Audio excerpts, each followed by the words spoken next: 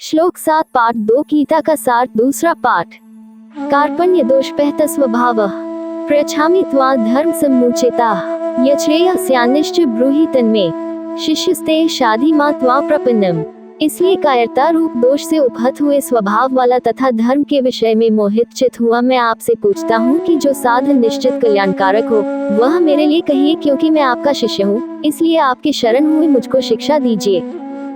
7 व्याख्या। अर्जुन ने इस श्लोक में एक गहन आत्मविश्लेषण और निवेदन किया है। वे अपनी स्थिति का वास्तविक विश्लेषण करते हैं और मानते हैं कि उनकी वर्तमान मनोदशा और स्थिति धर्म के मार्ग को समझने में बाधक है। अर्जुन ने अपने आप को कमजोर और भ्रमित महसूस करते हुए भगवान श्री कृष्ण से मार्गदर्शन मांगा है। वे समझते हैं कि उनके भीतर की दीनता और भ्रम उनके निर्णय लेने की क्षमता को प्रभावित कर रही है और इसलिए वे श्री कृष्ण से स्पष्ट और सटीक मार्गदर्शन की प्रार्थना कर रहे हैं।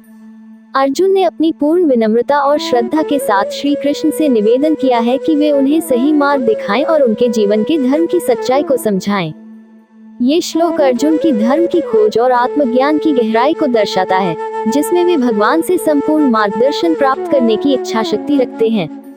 श्लोक 8 पाठ 2 गीता का सार दूसरा पाठ। न हि प्रपश्यामि ममापनुद्या यच्छोकमुच्छोषणमिन्द्रियाणाम् अवाप्य भूमावस्पत्र मृधम राज्यम सुराणामपि चाधिपत्यम। क्योंकि भूमि में निष्कंटक धन धान्य संपन्न राज्य को और देवताओं के स्वामित्व को प्राप्त होकर भी मैं उस उपाय को नहीं देखता हूँ जो मेरी इंद्रियों के सुखाने वाले शोक को दूर कर सके।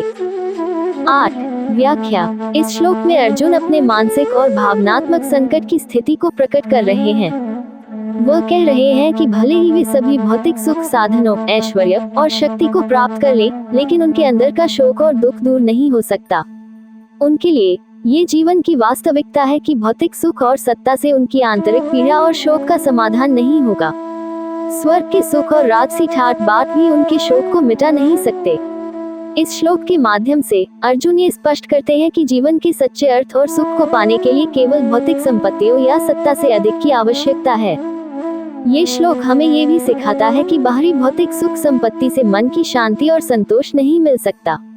अर्जुन का ये विचार उनके आंतरिक संघर्ष और आत्मज्ञान की ओर इशारा करता है, जो जीवन के गहरे अर्थ को समझने में मदद करता है।